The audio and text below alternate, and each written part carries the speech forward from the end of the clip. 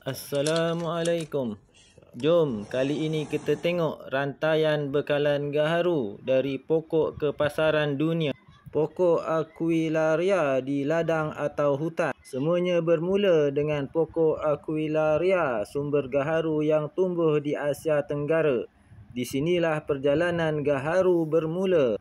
Inokulasi buatan dan pembentukan rezin. Untuk menghasilkan rezin gaharu, pokok ini disuntik secara buatan menggunakan teknologi inokulasi.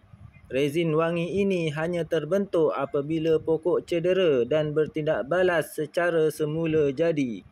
Tuaian dan pengeringan. Selepas beberapa tahun pokok dituai, kayu gaharu dipotong, dikeringkan dan dipilih mengikut kualiti rezin dari grade tinggi hingga rendah. Penyulingan minyak atau pemotongan chip. Seterusnya, gaharu diproses menjadi chip wangi atau disuling menjadi minyak pati gaharu, iaitu bahan eksklusif dalam minyak wangi dan aroma terapi. Pembungkusan dan ekspor ke pasaran global. Dari Asia Tenggara, gaharu dihantar ke pasaran utama seperti Timur Tengah, China, Jepun dan Amerika Syarikat. Setiap peringkat rantaian ini penting dalam mengekalkan nilai gaharu.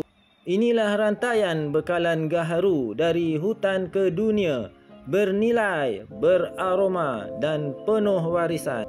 Sila follow dan repost Trader Gaharu untuk mengikuti sesi yang seterusnya.